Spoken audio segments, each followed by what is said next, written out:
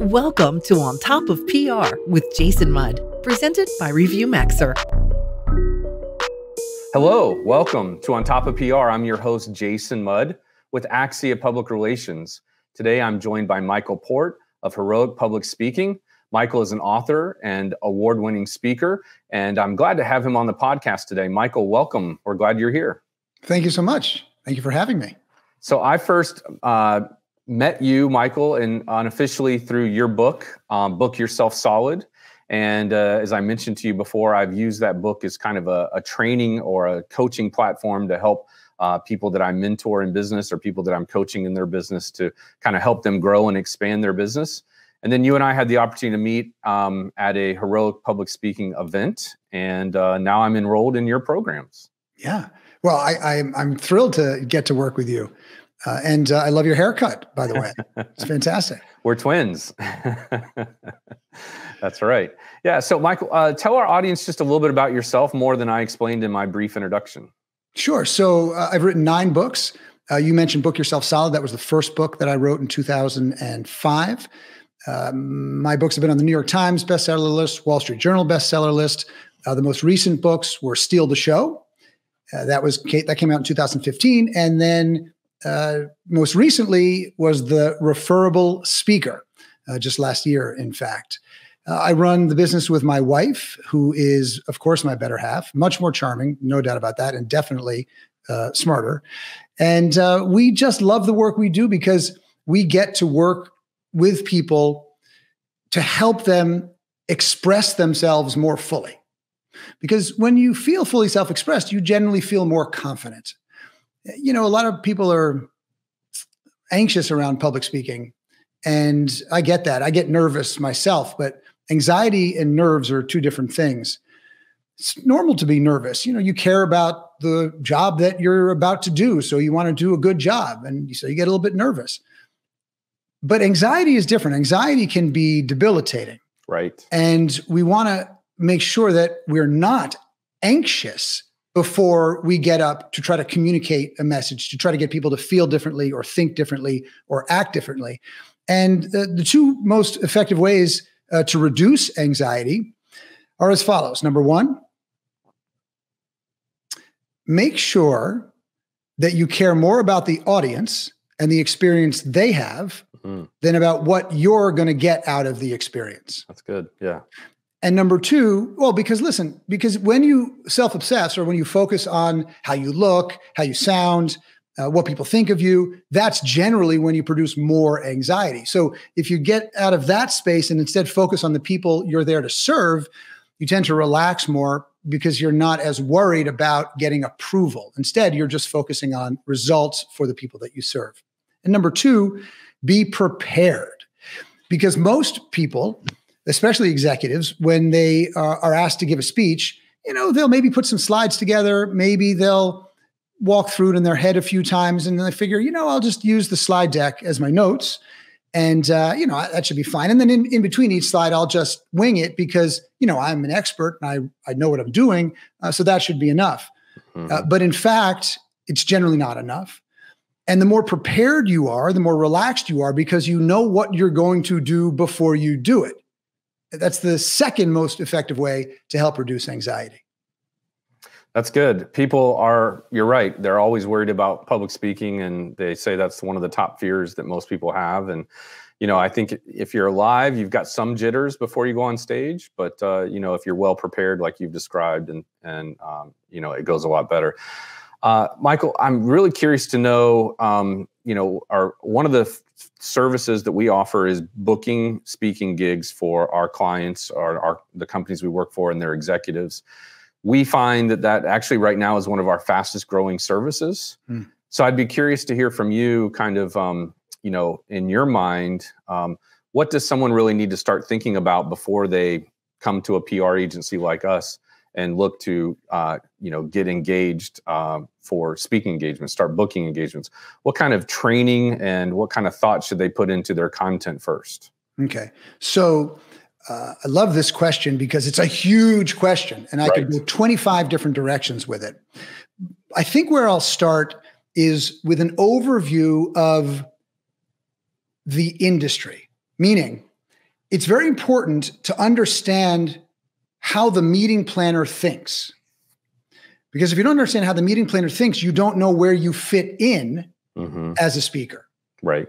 Generally, when a meeting planner is booking speakers for an event, they have a few different keynote spots. If, let's say, it's a 2-day event, they'll have a morning and an afternoon keynote each day. And then they'll have maybe 30 breakout sessions, maybe more. Right. And generally what they're looking for when they book breakout sessions are experts. Now, experts generally present current best practices. Okay. They generally reflect what is happening today to the audience who's not as familiar with what's happening today in that particular area. However, when they're booking the keynote speakers, they're generally looking for visionaries. Now, I know that's a big word, and I don't want to put too much stock in the word itself, but it's important to think about it from that perspective, because when they're booking the keynote speakers, they're looking for people who can help chart a path toward a better future. And that, is going to be across many different areas of society or of business. But a visionary doesn't just say, here's what's happening today. They don't say, well, here's the 7 best ways to get, more YouTube followers today. They challenge the status quo and they offer an alternative approach that gets people feeling different, thinking differently, and then, of course, ultimately acting differently. And so we need to approach the development of the speech differently depending on which room we want to be in. If we want to be in the breakout room, we're probably going to deliver expert type content. Now, I still think a philosophy and a vision is very, very important. And if you want to get on the keynote stage, it's often a good idea, or effective at least, to deliver a visionary type speech in a breakout room so people say, that should have been the keynote. We'll set that aside for a minute. Right. If you want to be on the keynote stage, when you're developing the content, it's important to focus on it from a visionary perspective so that the speech is about, the big idea is about challenging the status quo and offering an alternative perspective. Now this is important because if you look at the world in which we live today, expertise has become commoditized. I can go on YouTube and I can learn almost anything about almost anything from almost anybody. It's not that hard to become expert at something in today's world. But that doesn't mean if I went to YouTube and I watched a video about how to rewire, DC on a power boat, that I would remember that person, or that person would change my life in any way. They might just give me some information and they go, oh, that's helpful, thanks. And then, I go and put that into practice. So if there are so many experts out there, that suggests that expertise is commoditized. And when something becomes commoditized, it becomes less valuable when there is a high supply of it. If the supply is very, very low, well, it will then have a high value. But what I'm suggesting is that in most fields, expertise has become commoditized because there is an enormous amount of supply of experts. Where there is a much smaller supply is in true visionaries, people who are doing work that challenges the status quo and offers a new approach that gets people to feel, think, and act differently. And so you might want to consider moving out of Expertville and into visionary town if you're an executive, you're a CEO, COO, senior VP, vice president, middle manager. If you're using speaking to advance your brand, to enhance the exposure of the business that you work for, or for any other reason where you have a message that you want to deliver and spread, you might want to think about getting out of Expertville and moving into visionary town. I like that. Yeah.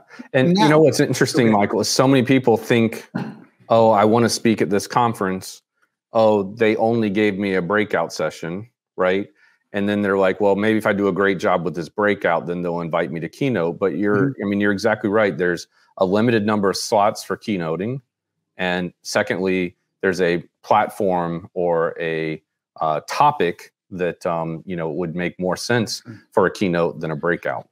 Well, I'll give you an example of how you can use the breakout room to land the keynote stage. So there's a marketing conference called Content Marketing World, and they do something that's very unique. They award a paid keynote spot at next year's conference to the highest rated speaker at this year's conference from a breakout room. Okay. So they take all the speakers in the breakout room and they look at, okay, who was the best evaluated, who was the most well received, and they're going to get a keynote spot for next year, and they'll get, I think it's maybe 25 grand for that speech. And so many people will go to that conference to do those breakout sessions to try to get that keynote stage the next year. And there was a young man named Jay Acunzo who wanted to get that keynote stage. He wanted to build up his reputation as a speaker. He was not known at that point. And so he went into the breakout session and he did a good job, an excellent job. In fact, he got about a 4.8, maybe 4.82 on his evaluations, and the feedback was very positive. It was things like, really, really helpful. I learned lots of tips and tricks about marketing. It was a lot of hacks that were really helpful that I could, probably do some things more quickly. Great content. That's a win, right? Everybody liked it. So he was pretty excited because he thought that's a pretty high score. The feedback was great. Maybe I'll get the keynote stage. I think you can see where this is going. He did not get the keynote stage. He goes back next year and he says, I'm going to try again, but I'm going to do this a little bit differently this time. Instead of doing an expert-focused speech, I'm going to do a visionary-focused speech. So he came up with a big idea, again, that challenged the status quo, and he went in there and he delivered that speech in a breakout room. And he got almost the same feedback. I think it was like a 4.83 or 4. So almost the same statistically. But the actual comments were dramatically different. The comments were things like, that totally rocked my world. I will never think about marketing in the same way again. Nice. That should have been the keynote. I will forever be changed. Blew my mind. Thank you. And when the conference organizers saw that feedback, they gave him the keynote spot the following year. They paid him for it. And he picked up 13 paid keynote speeches after he did the big keynote speech on the big stage at Content Marketing World, and it launched his career. And so A, it demonstrates he didn't give up. You don't give up just because you don't get the thing you want the first time. And B, that he needed a different approach. And so if you're not getting the stages you want, you may, well, in fact, need a different approach. Now, I mentioned that it's important to understand how the meeting planner thinks about booking their speakers. And I gave you the difference between the breakout rooms and the keynote stage, but we need to break that down a little bit more, because when they're booking their keynote speakers, generally they pull from 4 categories of speakers. Now, they don't always pull from all 4, but they generally pull from at least 1, 2, or 3, maybe 4 of these categories. Michael, that's great. Before we continue with the 4 different types of anchor speakers, let's take a quick break and come back on the other side with that information. You're listening to On Top of PR with your host, Jason Mudd. Jason is a trusted advisor to some of America's most admired and fastest growing brands. He is the managing partner at Axia Public Relations, a PR agency that guides news, social, and web strategies for national companies. And now, back to the show. Welcome back to On Top of PR, where I'm joined by special guest Michael Port with Heroic Public Speaking. And we were just about to start talking about the 4 categories of anchor speakers or keynote speakers. And this is something I've heard Michael talk about before, and I know you're going to enjoy hearing it. Michael, I'm going to turn it back over to you and tell us about the 4 different types of anchor speakers. Sure. So when a meeting planner is booking their keynote speakers for an event, they want to find anchor speakers that anchor the event. And they generally pull from 4 different categories. Now, when I share these categories with you, you might get a little bit nervous because you might think, oh my God, I'm not in that category. I'm not in that category. I'm not in that category. But there is one category that we can all be in if we do the right kind of work. So don't worry if you don't hear your name called right at the beginning. Here's the first category of speaker: the athlete, actor, and astronaut category. Now, I'm not talking about an actor that, is waiting tables while they're trying to get some jobs. I'm talking about famous actors, famous athletes, and of course, famous astronauts. They're people who put butts in seats. They're not hired for what they're going to do at the event, although they want to hire people who do a good job. They're hired for their marquee name, their reputation, and people say, "Oh my God, I want to go see that speaker." Really, what they mean is, "Oh, I want to go take a picture with that speaker. That's cool." And they don't usually think of them as speakers; they think of them as celebrities. That's the first category. Most of us don't fit into that category. The second category that the speakers pull from when they're looking for their anchor speakers, the meeting planners pull from when they're looking for their anchor speakers, is the A-list alternate. Now, the A-list alternate is somebody whose name you might not immediately recognize, but when you hear the next 4 to 6 words after their name, you say, "Oh yeah, I'd love to hear from that person. Really interesting." Right. So for example, Yancey Strickler might be a good example. When you hear the name Yancey Strickler, you say, "That's an interesting name, but I don't know who that is." Unless maybe you're in the tech world, maybe then you'll know. But even so, it was a name that I didn't know until I was told that he was one of the founders of Kickstarter. And I say, "Oh, wow, what an amazing company. I'd love to learn from one of the founders of Kickstarter. I'd love to hear from them." So that's an A-list alternate. The third category that they often pull from for their anchor speaker is the industry icon.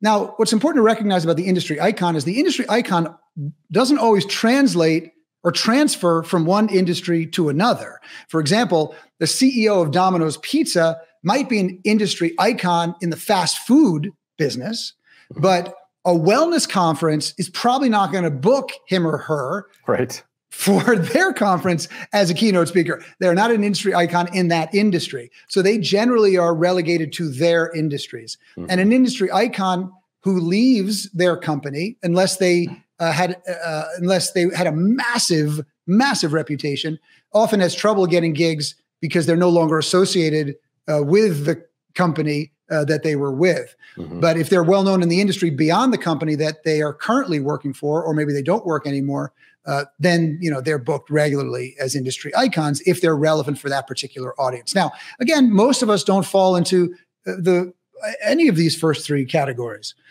but there's one category that we can all be in, and that's the surprise and delight speaker. Okay. Now, remember, the first 3 categories are generally designed to put butts in seats. So, "Oh, I want to hear from that person. They're famous." Right. But they don't always deliver transformational experiences for the audience. In fact, sometimes they deliver subpar experiences for the audience because they rely on their celebrity, their marquee name. They don't do a lot of work on their speech. But the surprise and delight speaker is generally the one who comes in when people don't really know much about them, and they deliver a transformational experience that is as insightful as it is entertaining. And often the meeting planner will put them right after the actor or the astronaut or the celebrity of some kind, because although people are excited to get a picture with the celebrity, they may not have been changed dramatically by that particular celebrity. Right. But the surprise and delight speaker is going to change the way they feel, change the way they think, and change what they do. And finally, people will go home saying, "Hey, look, I got a picture with so-and-so, but let me tell you, I saw this speaker named Jason. Totally blew I never am going to think about, this particular thing in the same way again. In fact, let me just draw this model that he introduced. We got to have him come talk to our organization as well." That's good. Michael, I also want to ask you about the different types of speaking engagements. So there's speaking engagements like we talked about where you go to an industry conference and you're a speaker. There's speaking engagements where you get brought in by, say Google or some other company to come speak at their campus to their employees. There's certainly, as we talked about, breakout sessions. Do you have a list of the different types of speaking engagements that are out there? Well, yeah. I mean, you pretty much articulated it just now. Okay. Certainly there are the internal events. So an organization has their company event and they will bring you in, or they will have an event for a certain group in the company. A couple of years ago, my wife Amy and I went and spent some time with the top 100 producers for Guardian Life. They do a big event for them every year. They do it in an exotic place, and it's a pretty amazing event because they want to make sure these people are happy and they stay with them. Now, I mention this because it's important to understand the agenda of the organization that is putting on the event. In that particular case, the agenda there is not necessarily about the content at the event, although they want to make it a great event. The agenda there is to show those producers how important they are, so they're throwing money at the event. Because in that world, often that's what says, we care about you, we'll spend money on you. And if you understand that, then when you're having conversations with the meeting planners, it helps you in that quote unquote sales process. So there are internal events. Then, of course, there are events that are put on by production companies, and they will invite lots of different organizations. So they'll sell 100 tickets to Microsoft, 200 tickets to IBM, 75 tickets to Hewlett Packard, no tickets to Kodak. And those events are, really the transformational experience of those events are really important. But they also have to make sure that people are excited to go. So they've got those put the butts in seat speakers as well as those surprise and delight speakers. You'll see both of them at that kind of conference. And then you'll have association events. Those generally don't pay as well because the associations don't generally have as much of a budget for those events, but they certainly do. And you'd be surprised. Sometimes, the budgets are pretty good, but they'll generally fall into those different categories. And then there are the non-paying sort of status type TED style events that people are often trying to get because they think, well, if I get a TEDx talk or a TED talk, well, that's going to really raise my profile. And sometimes it does. Yeah, depending on how viral your video goes, right? It's all about that. Yeah. Sure. It's important to understand with TED and the TEDx talks, of course, the conference organizers want, again, the people to have a great experience, but TED is really focused on those videos. Right. Absolutely. That's what matters. The video has got to work because they want it to spread. Yeah. So Michael, and one question I know people are going to have is, how do I figure out what a great topic is, and how do I land that topic for both within my sphere of knowledge and that makes it relevant to meeting planners? Sure. Well, if you want to do something visionary, start with what really pisses you off. Okay. Start with what you don't like about your industry or your field or the area that you're going to address. What frustrates you? What confuses you? What baffles you? What do you think needs to change? Because if you go in there thinking, well, what do they want? What should I do for them? You'll often produce something that for you're not particularly connected to. If you start with what really, really, really gets my goat about, what's wrong with my industry, you're generally not the only one who has that perspective. And if you can articulate that in a way that fires other people up, but then offer an alternative approach that gives them a new way to do things or to look at things or to feel about things, that can be very, very powerful. And then secondly, start with a question. Answer a question. When Andrew Davis and I wrote The Referable Speaker, we started with a question. The question was, what's the formula for building a sustainable speaking business? That's it. Nobody had ever written, nobody ever come up with a formula. So we said, let's see if we can do it. And we went on an investigation to see if we could, and we did. But we did promise that we would publish our results even if we didn't find it, because that was important for our audience. They wanted to know. Right.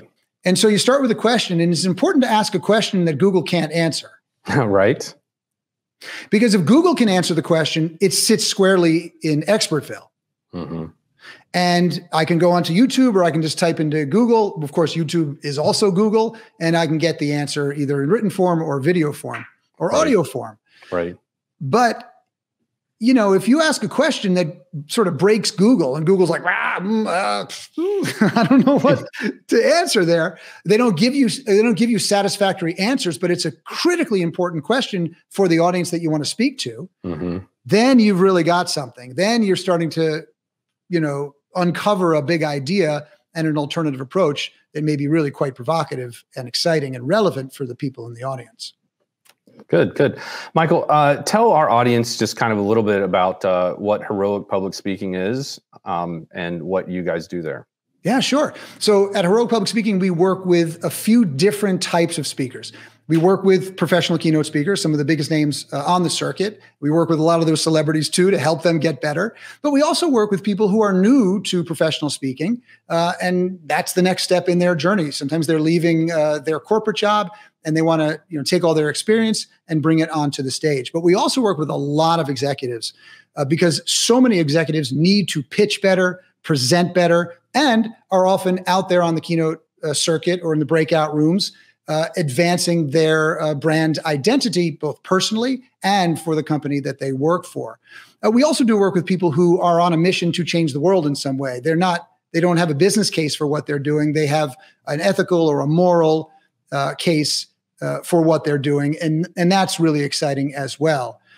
And then we work with a lot of entrepreneurs, again, who either are raising money for the companies that they're building or are using it to book more business out in the world, because speaking is such an effective way to do that. When you're given that stage, you're automatically given that credibility. In fact, the stage is higher than the audience, which raises your credibility right from the start. And I first heard about your organization through a referral from Drew McClellan. Oh, and then I came in and did your core program with a colleague of mine in the industry, Nancy. And then since then, I've referred several clients to your organization as well for your 2-day core program. Talk about that for a minute, Michael. Sure. That 2-day core program, we don't charge for. And, people might be watching going, you what? 2 days? That seems odd. We used to charge for it. We used to charge $2,000 for it. It was still a very, a modest entry fee for that. Mm-hmm. But what we found over time was the people that we worked with that had the best results, and the people we liked working with the most were always the people, not always, but were 95% of the time were the people who were referred to us by our students. Mm-hmm. Because even though we're professional communicators, it's still sometimes hard to understand what we do unless you've experienced it, because you've probably never experienced just something like what we do. It's not a traditional, here's what to do with your hands, or, here's how to look at each person in the audience. It's much more sophisticated than that. We're really teaching the craft of performance. And so, as you mentioned, you were referred in. So 95% of the people there are referred in. In this way, we don't have to charge for it. We just ask for a deposit that we give back as soon as you walk in the door. Mm-hmm. So, if somebody does want to come or at least learn more about it, they can ask you to introduce them to us. And if they come from you, of course, we're going to, open up the red velvet rope and make them feel welcome. Because it's very, very important that our environment is a safe environment. Because no matter how experienced you are, no matter how skilled you are, no matter how wealthy you are, this can be provocative. And we want to make sure that people are in an environment where they can make big choices, take chances, try new things, and crush their fears. And in order to do that, they have to know that nobody's going to criticize them, mm-hmm. everybody's going to support them, and they're safe. Right. And so that's a big part of this referral process, so that everybody understands that everybody that is there has been curated and chosen and selected, by us based on the referrals of the people we've already worked with. 5% of the people are people who didn't have referrals, because sometimes someone doesn't have a referral, but they absolutely should be in the room, and we just vet them a little bit more and a little bit differently. But we always make sure that we leave at least 5% of the seats available to people who don't have referrals. Mm-hmm. But if they do want to come, they should just reach out to you and you can make the introduction. And it's a full training for 2 days, as you'll attest to. We spend maybe 30 minutes on the second day introducing next steps and what that might be like, either with us or on their own. but the whole thing is our HBS core content. Yeah. And we'll put a link to the core information in the episode notes so that our audience who's interested can check that out ahead of time, and then certainly reach out to us at On Top of PR for that referral. In addition, I'll just say I did the 2-day program. It's exactly like you described. The minute I walked in, there was an envelope handed to me with a check written out to me for the same amount of the deposit that I made. You provided meals. You provided a great town to be in and have a good time. And of course, the community of participants that were there, we all went out and had a good time together and built relationships. So, and of course, on the second day, I think I was one of the first to say, yeah, I'm doing this. And so I've enrolled in your programs, and that's starting up here real soon. So I'm certainly also looking forward to doing that. Michael, what is your best contact information for those that want to get a hold of you and maybe follow you on social media or ask you questions about this episode? Sure. So heroicpublicspeaking.com, heroicpublicspeaking.com is our website. And you can get to us through the website, or you can just email us at questions@heroicpublicspeaking.com. We have a Facebook page as well, but most of my time on social media is spent in our private Facebook page for our students and the people who've done core. I'm a little less public than I once was, but I do a podcast which people may enjoy. This season was actually about speakers with money, so we did a lot of personal finance work. But I have many seasons that go deep into all the different aspects of the craft of public speaking and performance, with lots of really interesting guests. A lot of the best professional speakers in the world are on that show, and the podcast is called Steal the Show with Michael Port. Nice. Okay. I wasn't aware of your podcast. I'll have to check that out.